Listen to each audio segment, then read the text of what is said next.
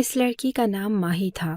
سب اسے پیار سے یہی کہتے تھے، مگر اسے پیار کوئی بھی نہیں کرتا تھا، کیونکہ میں اسے جب بھی دیکھتی وہ بہت زیادہ بری حالت میں ہوتی تھی۔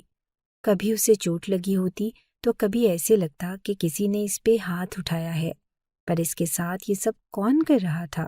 میں اچھی طرح جانتی تھی، اس لیے کچھ بول نہیں سکتی تھی، اور لوگ ہمارے گھر کے بالکل سامنے رہتے تھے۔ ایسا تھا کہ ہمارے گھر سے نکلو اور 2 قدم چلو تو ان کے گھر میں پہنچ جاؤ۔ ہمارے بہت اچھے ہمسائے اور جاننے والے بھی تھے۔ وہ کبھی کبھی ہمارے گھر سے کوئی چیز لینے آتی تو میں اس کی حالت دیکھ کر حیران رہ جاتی تھی۔ میں کہتی کہ کس کی بیٹی ہے؟ اس کم عمر لڑکی کے ساتھ یہ لوگ کیا ظلم کر رہے ہیں؟ پہلے تو مجھے یہی لگتا کہ سب کچھ نارمل ہے، مگر پھر مجھے ایسی بات کے بارے میں پتہ چلا کہ میں تو حیران رہ گئی اور اپنی زندگی کی سب سے بڑی کشمکش میں پڑ گئی، کیونکہ میری جنگ جس کے ساتھ تھی وہ کوئی اور نہیں بلکہ میری اپنی ہانیہ میری بہت اچھی دوست تھی۔ میرے گھر کے سامنے والے گھر میں ہی رہتی تھی۔ اس کی شادی اس کے چاچو کے بیٹے سے ہوئی تھی۔ اللہ نے 2 سال تک اسے اولاد نہ دی تھی، پھر 2 جڑواں بچوں سے نوازنے والا تھا کہ اس کے دونوں بچے اس دنیا میں آنے کے بعد اس دنیا سے 2 گھنٹے بعد ہی چلے گئے تھے۔ تب سے وہ پاگل ہو گئی تھی، اب اپنا خیال نہیں رکھتی تھی۔ اس کی حالت بہت بری تھی۔ آج بھی میں اسی سے مل کے واپس آ رہی تھی جب میری امی نے مجھے عجیب و غریب خبر سنائی۔ امی نے کہا کہ ہانیہ کے شوہر اعظم کے لیے اس کے گھر والوں نے تیرا رشتہ مانگا ہے۔ میں یہ بات سن کے حیران رہ گئی۔ میں نے کہا کہ کیا؟ ابھی تو میری آنکھوں میں وہ آنسو تھے جو مجھے ہانیہ کی حالت کو دیکھ کر محسوس ہوئے تھے، اور یہاں میری ماں نے مجھے یہ خبر سنا دی کہ وہ لوگ اس کے شوہر کے لیے میرا رشتہ مانگ رہے ہیں۔ اس کا شوہر ایک بہت ہی خوبصورت اور جوان آدمی تھا، امیر بھی تھا، اس سے کوئی بھی لڑکی شادی کرنے کو تیار ہوتی، مگر میں ہانیہ کی سہیلی ہونے کے ناطے یہ بات اچھی طرح جانتی تھی کہ وہ ہانیہ سے کتنی زیادہ محبت کرتا تھا۔ میں نے کہا کہ امی آپ کو یہ بات کس نے کہی؟ تو کہنے لگی کہ جب تو وہاں پہ تھی تو اس کی امی یہاں پہ آئی تھی، انہوں نے مجھے یہ بات کی ہے، کہا ہے کہ ہانیہ کا بھی خیال رکھنا ہوتا ہے اور میرا بیٹا بھی بہت پریشان ہے، اسی لیے اگر اس کی اپنی سہیلی ہی اس کی سوتن بن کر گھر میں آئے گی تو بہنوں کی طرح اس کا خیال بھی رکھے گی اور میرے بیٹے کی زندگی میں پھر سے رونق لگ جائے گی۔ اب ہانیہ تو کبھی ماں نہیں بن سکتی، اگر جلد ہی اولاد پیدا ہو گئی تو اس کی حالت بھی بہتر ہو جائے گی، کیونکہ اعظم ہانیہ کو چھوڑنے پر راضی نہیں ہے مگر دوسری شادی کرنے کے لیے مان گیا ہے۔ میں یہ بات سن کے حیران رہ گئی کہ وہ بھی دوسری شادی کرنے کے لیے مان گیا تھا اور مجھ سے شادی کرنا چاہتا تھا، جبکہ میں اس کی بہنوں جیسی تھی۔ میں نے ہی تو ہانیہ کی شادی پر دودھ پلائی کی رسم کی تھی۔ میں تو اسے دلہا بھائی کہتی تھی اور ابھی تک دلہا بھائی ہی کہتی تھی، کیونکہ یہی لفظ میری زبان پہ چڑھ گیا تھا۔ میں نے امی سے کہا کہ آپ انکار کر دیں۔ امی نے ایسی بات کہی کہ میں تو حیران رہ گئی۔ امی نے کہا کہ یہ بہت اچھا موقع ہے، وہ لوگ بہت زیادہ امیر ہیں اور لڑکا بھی خوبصورت ہے۔ میں تو ہمیشہ سے چاہتی تھی کہ تیری شادی یہیں پر ہو جائے، مگر تیری وہ دوست بہت زیادہ چالاک تھی۔ اپنے حسن کے جال میں اس نے اچھے بھلے لڑکے کو پھنسا لیا اور ایک بڑی اسامی پہ قبضہ کر لیا، مگر اللہ نے اسے سزا دی ہے اور یہ رشتہ تیری گود میں آ گیا ہے۔ مرد کو اس بات پہ فرق نہیں پڑتا۔ میں نے کہا کہ اچھا، اور آپ میری شادی ایک ایسے شخص سے کروانا چاہتی ہیں جس کی پہلے سے ایک بیوی ہے جو کہ پاگل ہے، اور ایک شادی شدہ شخص سے آپ میری شادی کروانے کو تیار ہیں؟ میری ماں نے کہا کہ تیری بھی تو پہلے منگنی ہوئی تھی اور پھر ٹوٹ گئی تھی۔ سارے خاندان کو پتا ہے کہ تیری منگنی ٹوٹی ہوئی ہے۔ میں نے کہا کہ منگنی ٹوٹی ہے نا، رخصت تو نہیں ہو کے گئی تھی نا میں کسی کے ساتھ؟ میری اماں کہنے لگی، پاگل، ان لوگوں کے پاس بہت پیسے ہیں، تو وہاں پہ بہت خوش رہے گی۔ مگر میں اپنی دوست کے ساتھ یہ ظلم نہیں کرنا چاہتی تھی، وہ بھی اپنے حواسوں میں نہ تھی اور میں اس کی سوتن بن بیٹھتی۔ میں نے منع کر دیا۔ امی نے مجھے بہت باتیں سنائی تو میں سیدھا اعظم کے گھر چلی گئی۔ وہ سامنے ہی بیٹھا تھا۔ میں نے کہا کہ یہ کیا معاملات بنا رکھے ہیں؟ تو اس نے کہا کہ میں تو خود مجبور ہوں، میں تو بیوی کا بھلا چاہتا ہوں۔ امی میری شادی کرنے پہ پسند ہیں کیونکہ ان کو جلد از جلد اپنے پوتے کی شکل دیکھنی ہے، مگر اگر کوئی اور عورت آ گئی تو وہ ہانیہ کے ساتھ بہت برا کرے گی، اس لیے میں چاہتا تھا کہ اگر تم ہی آ جاؤ تو بہتر ہے۔ میں نے کہا کہ مجھے امید نہیں تھی کہ آپ اس طرح کی بات کریں گے، میں نے آپ کے بارے میں کبھی ایسے نہیں سوچا تھا۔ اس نے کہا کہ میں نے کبھی بھی تمہارے بارے میں ایسا نہیں سوچا، اور اس شادی سے میرا مقصد صرف اتنا ہی ہے کہ میری امی خاموش ہو جائیں اور ہانیہ کا خیال رکھنے کے لیے بھی کوئی آ جائے۔ تم سے بہتر اور کون ہو سکتا ہے؟ میں نے یہ کب کہا کہ میں تمہارے ساتھ کوئی تعلق رکھوں گا؟ یہ بات سن کے تو میں مزید حیران رہ گئی۔ میں نے کہا کہ جب میرے ساتھ کوئی تعلق نہیں رکھنا تو میری زندگی کو برباد کرنا ہے کیا؟ ہانیہ میری دوست ہے، مگر میں اس کے لیے اتنی بڑی قربانی نہیں دے سکتی، اور اگر وہ اپنے ہوش و حواس میں ہوتی تو وہ بھی ایسا نہیں چاہتی۔ میری طرف سے انکار ہے، آنٹی سے کہوں گی تو ان کو غصہ آ جائے گا، اسی لیے آپ اپنی امی کو خود ہی سمجھا لیجیے گا کہ پوتے پوتی کے جنون میں 3 زندگیوں کو داؤ پہ نہ لگائیں۔ اللہ ہانیہ کو صحت دے، اور وہ آپ کی بیوی ہے۔ اگر اس کے ہاں اولاد نہیں ہو سکتی تو یہ آپ کا مسئلہ ہے۔ میرے منہ میں جو آیا میں نے بول دیا۔ ہانیہ کی حالت دن بدن خراب رہنے لگی تھی۔ اس کے ساتھ ہی کام بھی کرنے پڑتے تھے جو اس کے گھر میں کوئی بھی نہیں کرتا تھا۔ بھلا نندے اور ساس تھوڑی نہ آپ کو اس طرح سے سنبھال سکتی ہیں۔ اسے تو اپنے آپ کو صاف کرنے کا ہوش بھی نہیں رہتا تھا، اسی لیے وہ لوگ میری شادی اس کے شوہر سے کروانا چاہتے تھے۔ میں اپنی دوست کے لیے یہ سب کچھ کر سکتی تھی، ابھی بھی میں روز جایا کرتی تھی۔ وہ بیچاری ایسے ہی پڑی ہوتی، میں اس کو صاف کرتی، اس کے بال بناتی اور اسے پانی پلاتی، مگر میں رات میں تو وہاں نہیں رک سکتی تھی۔ جب میں نے شادی سے انکار کر دیا تو انہوں نے ہانیہ کے لیے ایک لڑکی کو رکھ لیا جو ہانیہ کے سب کام کیا کرتی تھی۔ اس کو سب ماہی کہتے تھے۔ وہ بہت خوبصورت تھی، بہت پیاری، اور عمر میں کم تھی مگر قد میں لمبی تھی، ایسے لگتا تھا کہ جوان ہے۔ میں نے اس سے پوچھا کہ تم ان کی رشتہ دار لگتی ہو، کہاں سے لائے ہیں تمہیں؟ وہ ہمارے گھر ایک دن کوئی چیز مانگنے آئی تو میں نے سوال کر لیا، کہنے لگی کہ نہیں، میں ان کی کچھ نہیں لگتی، مجھے نوکری پہ رکھا ہے۔ میں نے کہا کہ ہانیہ کا اچھے سے خیال رکھنا، میں بھی تمہیں کچھ پیسے دے دیا کروں گی۔ اس نے کہا کہ نہیں، مجھے پیسے نہیں چاہیے۔ وہ کچھ ڈری ہوئی اور سہمی ہوئی رہتی تھی۔ یہ لوگ اتنے برے نہ تھے، بس تھوڑے سے مطلب پرست تھے، اور اپنے مطلب کے لیے کسی کو بھی سر پہ بٹھانے کو تیار ہو جاتے تھے۔ جب سے میں نے رشتے سے انکار کیا تھا، میں جب بھی گھر جاتی تھی ان لوگوں کی نظریں بدلی ہوئی ہوتی تھی۔ ہانیہ کی ساس مجھے سیدھا کہہ دیتی تھی کہ یوں منہ اٹھا کے ہمارے گھر نہ آ جایا کرو۔ میں نے کہا کہ آنٹی میں تو ہمیشہ سے ہی آیا کرتی تھی۔ تو انہوں نے کہا کہ جس کے لیے آتی ہو اسے تو تمہارا پتہ بھی نہیں ہے، پھر کیوں آتی ہو یہاں پر؟ میں نے امی کو یہ بات بتائی تو امی نے کہا کہ انہوں نے تیری اتنی بے عزتی کر دی، اب تو وہاں پہ نہ جایا کر۔ میں نے کہا کہ میں تو اپنی سہیلی کے پیچھے جاتی ہوں۔ تو میری امی نے کہا کہ اس کا خیال رکھنے کے لیے بہت لوگ ہیں۔ مجھے اس کو دیکھ کے بہت افسوس ہوتا تھا۔ یہ تو اعظم کو اس سے محبت تھی، ورنہ شاید اسے ابھی تک گھر سے نکال چکے ہوتے۔ وہ لوگ مجھ سے اپنے بیٹے کی شادی کروانا چاہتے تھے، مگر جب میں نے انکار کر دیا تو انہوں نے کوئی اور لڑکی تلاش نہ کی، یا شاید ان کو کوئی اور لڑکی مل ہی نہ رہی تھی۔ ایسے گھر میں کون شادی کرے جہاں پر لڑکے کی پہلے سے ہی بیوی ہو اور جو ذہنی مریضہ ہو، اور کوئی لڑکا بھی کہے کہ میں تو اپنی بیوی سے بہت محبت کرتا ہوں، اس کو چھوڑ بھی نہیں سکتا۔ میں نے اب آہستہ آہستہ جانا کم کر دیا۔ مجھ سے اس کی ساس کی باتیں برداشت نہ ہوتی تھی، مگر ایک دن جب ماہی ہمارے گھر میں تھوڑا سا گرم مسالہ مانگنے کے لیے آئی تو میں حیران رہ گئی۔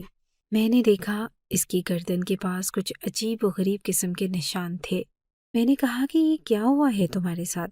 تو وہ فوراً اپنے آپ کو دوپٹے سے چھپانے لگی اور کہنے لگی کہ نہیں، کچھ بھی نہیں، وہ شاید مجھے مچھر کاٹا ہے۔ میں نے کہا کہ مچھر تو اتنی زور سے نہیں کاٹتا۔ مچھر کیا 10 فٹ کا تھا جو تمہیں اتنی زور سے کاٹ گیا؟ تو کہنے لگی کہ پتہ نہیں، پھر کوئی الرجی ہوگی۔ جلدی جلدی چیز لے کے وہاں سے چلی گئی۔ وہ زیادہ بات نہ کرتی تھی۔ مجھے اس پہ ترس آتا تھا، بیچاری کی پڑھنے لکھنے کی عمر تھی اور ماں باپ نے یہاں بھیجا ہوا تھا۔ ایک دن میں نے ہانیہ کی ساس سے پوچھ لیا کہ یہ ماہی کے وجود پر ہمیشہ اتنی ساری چوٹیں کیوں لگی ہوتی ہیں؟ تو کہنے لگی کہ وہ ہانیہ ہی اس کو مارتی ہے۔ میں نے کہا کہ کیا اس کی ایسی حالت ہو گئی ہے، اب وہ لوگوں کو مارنا شروع ہو گئی ہے؟ تو انہوں نے کہا کہ جی ہاں، پاگل کا کیا بھروسہ، پاگل تو ایسے ہی ہوتے ہیں۔ اب تو میری بیٹیوں نے بھی گھر آنا چھوڑ دیا ہے۔ ان کے بچے ہیں، وہ کہتی ہیں کہ کہیں ہمارے بچوں کو ہی نہ کوئی چیز اٹھا کے مار دے۔ پچھلے دنوں اعظم کو بھی مارا تھا۔ میں تو یہ سن کے حیران ہی رہ گئی۔ ایک دن اعظم صبح صبح آفس جا رہا تھا، میں نے اسے روکا۔ میں نے کہا کہ آپ سے ضروری بات کرنی ہے، تو کہنے لگا کہ ابھی مجھے دیر ہو رہی ہے۔ میں نے کہا کہ 2 منٹ کو میری بات سن لیں، تو کہنے لگا کہ بولو کیا بات ہے۔ میں نے کہا کہ ہانیہ کی حالت تو دن بدن خراب ہوتی جا رہی ہے، آپ اسے کسی دماغ کے ڈاکٹر کے پاس کیوں نہیں لے جاتے؟ ایسے تو نہیں چلے گا، اس کا علاج تو کروانا ہی ہوگا نا۔ تو کہنے لگا کہ اگر تمہیں اتنی فکر تھی تو تمہیں بات مان لینی چاہیے تھی، تب تو مشورے دیتی تو میں اس پہ عمل بھی کر لیتا۔ ہم علاج کروا رہے ہیں، تم نے بات نہیں مانی اور اب تم یہ بھی نہ جتاؤ۔ میں نے کہا کہ یہ کیا بات ہوئی، کیوں نہ فکر کروں، دوست ہے میری، وہ بہنوں جیسی ہے۔ اس بات پہ وہ ہنسنے لگا اور کہنے لگا کہ میری زندگی میں ایک عذاب نہیں ہے، مجھے جو کرنا ہے میں کر لوں گا، مشورے دینے کی ضرورت نہیں ہے۔ یہ آدمی تو ہمیشہ میرے سے اچھے طریقے سے بات کرتا تھا، اب اس کے لہجے کو کیا ہو گیا تھا۔ ایک دن ہانیہ کے پاس بیٹھی تھی، 3-4 ہفتے کے بعد آئی تھی۔ میں بھی کیا کرتی، اس کا خیال میرے دل میں سے نہیں نکلتا تھا۔ میں نے کہا کہ ماہی کو کیوں مارتی ہو تم؟ تو کہنے لگی کہ میں ماہی کو کیوں ماروں گی، وہ تو اتنی معصوم ہے، میری بیٹی جیسی ہے، میں نہیں مارتی اس کو۔ مجھے پتا تھا کہ وہی مارتی تھی، مگر ابھی تو ایسے کہہ رہی تھی۔ میں نے کہا کہ اس کو نہیں مارا کرو، تو وہ کہنے لگی کہ نہیں مارتی ہوں میں اس کو یار، میں تو خود قسمت کی ماری ہوئی ہوں، میں بھلا کسی کی اولاد کو کیوں ماروں گی؟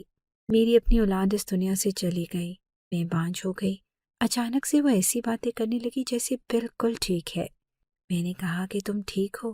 کہنے لگی کہ جی ہاں میں ٹھیک ہوں، اور کیا ہونا تھا۔ بہت دنوں بعد ایسی باتیں کر رہی تھی، میں ایسی خوش ہو گئی کہ جیسے کوئی بے ہوشی سے واپس آ جاتا ہے۔ لیکن تھوڑی دیر کے بعد اس کی سانس آئی اور کہنے لگی کہ اس کی دوائی کا ٹائم ہو گیا ہے، تم اس کو دوائی کھلا دو۔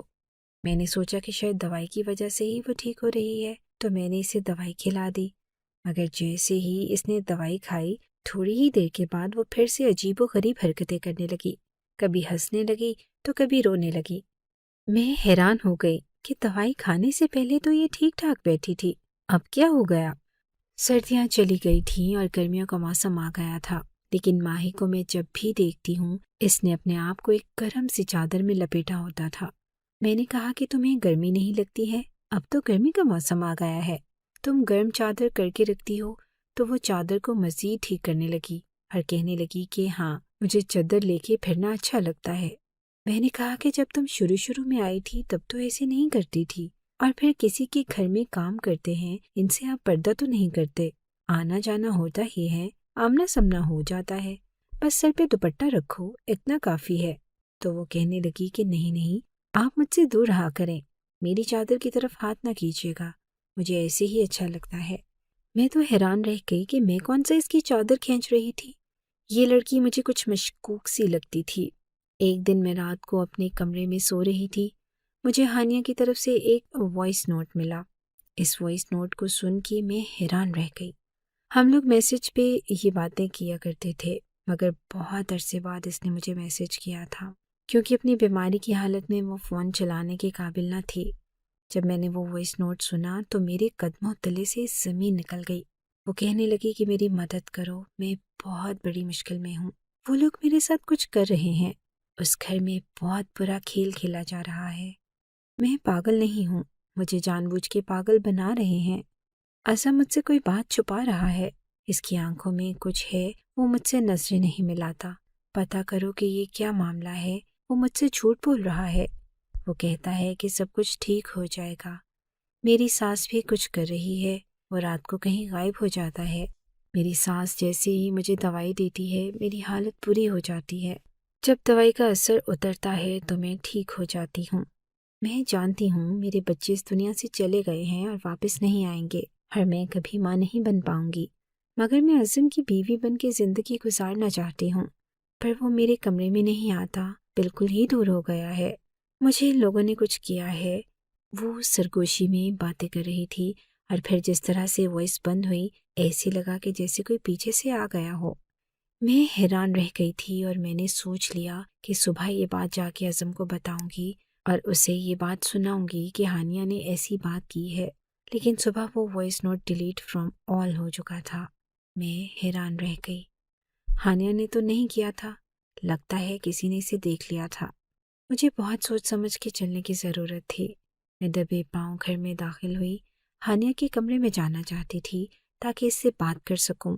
یہ لوگ ویسے بھی دیر سے اٹھتے تھے، مگر سامنے کا منظر دیکھ کے قدموں تلے سے زمین نکل گئی۔ جب ماہی اپنے خیال میں جلدی جلدی آ رہی تھی اور میں نے اسے دیکھ لیا، کیونکہ اس کی چادر پوری طرح سے اس کے وجود پر نہ تھی، مجھے ایسے لگا کہ میں چکر کھا کے نیچے گر جاؤں گی۔ کیونکہ ماہی کو دیکھ کے صاف پتہ چل رہا تھا کہ یہ کم عمر لڑکی ماں بننے والی ہے اور شاید بہت جلد ہی اس کی اولاد ہو جائے گی۔ میں وہیں سے الٹے قدم بھاگ گئی۔ مجھے کسی نے نہیں دیکھا تھا۔ پھر میں اپنے کمرے میں آ گئی اور سوچنے لگی کہ یہ سب کیا ہو گیا ہے۔ مجھے یہ بات فوراً سے پہلے ہانیہ کو بتانی تھی۔ اسے پتہ ہونا چاہیے تھا کہ اس گھر میں کیا ہو رہا ہے۔ مگر یہ سب کچھ کس نے کیا تھا؟ اس لڑکی کو تو یہ لوگ اپنے گھر میں کام کے لیے لے کر آئے تھے۔ کہیں ایسا تو نہ تھا کہ یہ لڑکی کسی اور کے ساتھ رشتے میں تھی اور ان لوگوں کو بھی معلوم نہ تھا؟ کیونکہ یہ لوگ مجھے ایسے نہیں لگتے تھے، کیونکہ یہ تو پڑھے لکھے سمجھدار لوگ تھے، تھوڑے سے لالچی اور مطلب پرست تھے، مگر اس طرح کی حرکتیں نہ تھیں ان کی۔ میرے پاس جو ثبوت تھا وہ ختم ہو چکا تھا۔ جب میں نے ہانیہ سے ملنے کی کوشش کی تو انہوں نے مجھے ملنے نہ دیا تھا، کہا کہ وہ سو رہی ہے۔ میں شام کو گئی تو پھر بھی انہوں نے یہی جواب دیا۔ شاید ان کو بھی شک ہو گیا تھا۔ شک کیا، ان کو تو یقین تھا کہ ہانیہ نے مجھے ہی میسج کیا تھا، کیونکہ انہوں نے میسج کو ڈیلیٹ کیا تھا، اس لیے وہ مجھے اس سے ملنے بھی نہ دے رہے تھے۔ مجھے یہ بات سب سے پہلے ہانیہ کو ہی بتانی تھی، مگر شاید اس کو بتانے کا زیادہ فائدہ نہ ہوتا۔ ہانیہ کے بعد شاید مجھے یہ بات اعظم کو بتانی چاہیے تھی، مگر مجھے ایسے لگ رہا تھا کہ وہ پہلے سے ہی یہ سب کچھ جانتا تھا، کیونکہ آج کل وہ نظریں نہیں ملایا کرتا تھا۔ مگر اگر وہ سب کچھ جانتا بھی تھا، پھر بھی میں اسے بتا کے یہ ثابت کرنا چاہتی تھی کہ مجھے پتہ ہے۔ جب میں نے اسے یہ بات بتائی، میں نے کہا کہ آپ کے گھر میں کام کرنے والی لڑکی تو ماں بننے والی ہے، تو کہنے لگا کہ ہمیں اس سے کیا کہ وہ ماں بننے والی ہے یا نہیں، یہ تو وہ جانے اور اس کے ماں باپ جانے، اور تم کیوں ہمارے گھر کے معاملات میں اتنا گھس رہی ہو؟ اگر گھر میں آنے کا اتنا ہی شوق تھا تو شادی کر لینی تھی۔ میں نے کہا کہ اعظم، تم مجھے ایک بات بتاؤ، تم خود کہتے ہو کہ میں ہانیہ سے محبت کرتا ہوں، پھر میں نے اگر تمہیں انکار کر دیا تو تم اتنا زیادہ غصہ کیوں ہو رہے ہو؟ تم نے اپنے دل میں یہ بات کیوں رکھ لی ہے؟ میں نے تمہیں کہا ہے نا کہ میں نے تمہیں کبھی اس نظر سے نہیں دیکھا۔ اس بات پہ وہ خاموش ہو گیا۔ میں نے کہا کہ مجھے ہانیہ سے ملنے کیوں نہیں دے رہے؟ تو اس نے کہا کہ ایسی کوئی بات نہیں ہے، اس کی طبیعت بہت خراب ہے، جب وہ جاگے گی تو تم اس سے مل لینا۔ آگے پیچھے ہم نے کبھی تمہیں روکا ہے کیا؟ میں نے کہا کہ روکا نہیں، مگر باتیں تو ہزار سناتے ہو، پتہ نہیں وہ کیوں اکھڑا اکھڑا رہتا تھا۔ میں نے یہ بات اپنی امی کو بتا دی تو امی نے تو اس بات کو سن کے بہت مزے لیے اور کہا کہ اچھا، پتہ نہیں کہ کس کا بچہ ہے۔ امی نے تو ایسی ایسی باتیں کی، مگر ایسی کوئی بات نہ کی کہ ہمیں کچھ کرنا چاہیے یا نہیں۔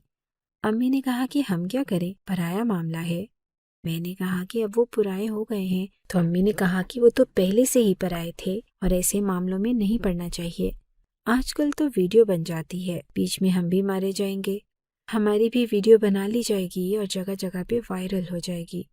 امی کی بات ٹھیک تھی، مگر اگر ہم نے کوئی غلطی نہ کی تھی تو پھر ویڈیو وائرل ہوتی یا نہ، اس سے کیا فرق پڑتا تھا؟ اسی رات ان کے گھر سے چیخنے چلانے کی آوازیں آنے لگی، اور یہ سمجھنا کوئی بھی مشکل کام نہ تھا کہ وہ آواز کسی اور کی نہیں بلکہ ماہی کی تھی۔ صبح ہوئی تو میری سہیلی کی ساس باہر کھڑے ہو کے کسی عورت کو روانہ کر رہی تھی، جو شکل سے مجھے یا تو کوئی نرس یا پھر دائی لگ رہی تھی۔ جب وہ چلی گئی تو میری دوست کی ساس نے اوپر دیکھ کے شکر ادا کی اور گھر کے اندر چلی گئی۔ پھر گھر کے اندر ایسی ایسی چیزیں آنے لگی جو کسی چھوٹے بچے سے تعلق رکھتی ہیں۔ ان کا گھر بالکل ہمارے گھر کے سامنے تھا اور میرے کمرے کی کھڑکی سے ان کے گھر کا سامنے کا دروازہ نظر آتا تھا۔ اندر کیا جا رہا ہے اور کیا آ رہا ہے میں سب کچھ دیکھ سکتی تھی۔ اس کا مطلب کہ ماہی کے ہاں ولادت ہو گئی تھی، تبھی گھر میں چھوٹے بچے کا سامان جا رہا تھا۔ مگر اس بچے کا باپ کون تھا؟ اگر ان لوگوں نے کہا کہ ہمیں نہیں پتا کہ اس کا باپ کون ہے، تو پھر یہ اس بچے کے خرچے کیوں اٹھا رہے تھے؟ اس کے لیے چیزیں کیوں لا رہے تھے؟ میں ہانیہ کو یہ سب کچھ بتانا چاہتی تھی، اب مجھ سے رہا نہ جا رہا تھا۔ میں سیدھا گھر کے اندر گئی اور ہانیہ کے کمرے کی طرف بھاگ اٹھی۔ انہوں نے مجھے کہا کہ وہ سو رہی ہے، مگر میں پھر بھی چلی گئی۔ سامنے کا منظر دیکھ کے میں تو حیران رہ گئی۔ ہانیہ نے مجھے دیکھا تو وہ خوشی سے مسکرائی۔ اس نے کہا کہ یہ دیکھو دیکھو، اللہ نے مجھے میری اولاد واپس کر دی۔ وہ اس بچے کو اپنی گود میں لیے بیٹھی تھی اور بہت زیادہ خوش نظر آ رہی تھی۔ ماہی کہیں بھی دکھائی نہ دے رہی تھی۔ پاس اعظم بھی بیٹھا تھا۔ وہ دونوں بچے کو ایسے دیکھ رہے تھے کہ جیسے ان دونوں کا ہی بچہ ہے، مگر یہ بچہ ہانیہ کا نہ تھا۔ میں اچھی طرح جانتی تھی مجھے کسی نے بھی نہ بلایا اور میرے سے کوئی بھی بات نہ کی۔ میں الٹے قدم وہاں سے واپس آ گئی۔ ہانیہ اب بالکل ٹھیک ٹھاک لگ رہی تھی اور مجھ سے نظریں چرا رہی تھی جیسے اس کے دل میں کوئی بات تھی۔ مگر صبح کے 4 بجے ہمیں پولیس کی گاڑی کی آواز آئی۔ گاڑی ہم لوگوں کے گھر کے آگے کھڑی تھی اور اعظم اور اس کے والد صاحب اور جوان بھائی کو اپنے ساتھ لے جانے کی باتیں کر رہی تھی۔ وہ لوگ نہیں جا رہے تھے اور کہہ رہے تھے کہ ہم آپ کی بات ڈی سی سے کراتے ہیں۔ ہم ایسے لوگ نہیں ہیں، ہمیں کیا پتا وہ لڑکی کہاں ہے۔ میں اور میری امی دل پہ ہاتھ رکھ کے رہ گئے کیونکہ معاملہ بہت خراب تھا۔ اس کے بعد جب رپورٹ سامنے آئی تو ایسے ایسے راز فاش ہوئے کہ ہم سب لوگ حیران رہ گئے۔ وہ لوگ لڑکی کو ہانیہ کے لیے نہیں بلکہ اعظم کے لیے لائے تھے اور وہ اعظم کے بچے کی ہی ماں بننے والی تھی۔ اس کے ہاں بیٹے کی پیدائش ہوئی اور وہ بیٹا اعظم کا تھا۔ انہوں نے اس بیٹے کو ہانیہ کی گود میں ڈال دیا تاکہ سب لوگ یہی سمجھیں کہ ان کی بہو کا بیٹا ہے۔ ہانیہ بھی نارمل ہو گئی تھی اور اس بچے کو اپنی اولاد کی طرح پال رہی تھی۔ اعظم اور ہانیہ دونوں خوش تھے۔ یہ معاملہ بڑا عجیب سا تھا۔ جو انہوں نے کیا بہت غلط تھا۔ اس لڑکی کے ساتھ بہت برا تھا۔ وہ ایک کم عمر لڑکی تھی۔ اب پتہ چلا کہ اس پر کبھی بھی ہانیہ نے ہاتھ نہیں اٹھایا تھا۔ اس پہ ظلم کرنے والے یہ سب لوگ تھے۔ وہ کسی غریب کی بیٹی تھی اور اس کے ماں باپ کو یہ کہہ کے لائے تھے کہ ہم نے اس لڑکی سے گھر کے کام کروانے ہیں، مگر اس کے ساتھ یہ سب کچھ کروایا گیا تھا۔ یہ سب کچھ بہت حیران کن تھا، مگر اس کے بعد جو ہوا وہ افسوسناک تھا، اور وہ یہ ہوا کہ ہانیہ کی عمر کم تھی اور وہ بہت کمزور تھی۔ یہ لوگ اس سے گھر کے سارے کام بھی کرواتے تھے اور بچے کی پیدائش کے وقت وہ اس دنیا سے چلی گئی تھی۔ پولیس اعظم کو اور اس کے باپ کو اور دیور کو پکڑ کر لے گئی تھی۔ جب ٹیسٹ کروائے گئے تو یہ بات بھی ثابت ہو گئی کہ اس کے ساتھ یہ سب کچھ کرنے والا اعظم ہی تھا۔ میں تو حیران کی حیران رہ گئی۔ وہ پڑھا لکھا محبت کرنے والا انسان تھا، وہ اس حد تک کیسے چلا گیا؟ سچ کہتے ہیں کہ انسان کا کبھی پتہ ہی نہیں چلتا کہ وہ کیا سے کیا کر بیٹھے۔ کسی پہ بھروسہ نہیں کیا جا سکتا۔ لڑکی کے ماں باپ غریب تھے، کچھ سالوں کی سزا بھی نہ دلوا سکے۔ 4 مہینے کے بعد اعظم واپس آ گیا۔ سب سے عجیب بات تو یہ ہے کہ جب میں ہانیہ کو کہتی ہوں کہ یہ سب کچھ غلط ہے تو وہ کہتی ہے کہ جو ہونا تھا سو ہو گیا۔ اس کی گود میں اولاد ہے، وہ اس کو پا کے بہت خوش ہے۔ وہ کہتی تھی کہ میرے لیے میرے شوہر نے اتنا بڑا قدم اٹھایا ہے، جیل کاٹی ہے، مگر میری گود میں اولاد ہے۔ میں تو کبھی ماں نہیں بن سکتی تھی، پر اب میں ایک ماں کہلاؤں گی۔ اسی لیے مجھے کسی سے کوئی شکایت نہیں ہے۔ میں نے اس کو معاف کر دیا ہے۔ اس نے جو بھی کیا میرے لیے ہی کیا۔ مجھے تو یہ سمجھ نہیں آتی کہ ہانیہ ایسا کیسے سوچ سکتی ہے۔ آخر اس سب میں اس معصوم لڑکی کا کیا قصور تھا جس کو انہوں نے اپنی خواہش کے لیے استعمال کیا تھا؟ ہانیہ کو یہ لوگ جان بوجھ کے نیند کی دوائی دے رہے تھے تاکہ اعظم اس لڑکی کے ساتھ رہ سکے۔ اسی لیے اس نے مجھے وہ وائس نوٹ بھیجا تھا، مگر اب اسے اس سب سے کوئی مسئلہ نہ تھا۔ وہ کہہ رہی تھی کہ میرے شوہر نے جو کچھ کیا میرے لیے کیا۔ اس وقت شاید میں یہ سب کچھ سمجھ نہ پاتی، مگر اب مجھے سمجھ آ گئی ہے۔ آپ لوگ ہی بتائیں کہ کیا مجبوری انسان کو اتنا خود غرض اور بے حس بنا دیتی ہے کہ وہ کسی پر بھی کیے گئے ظلم کو بھی جواز دے کے اسے ٹھیک سمجھنے لگتا ہے؟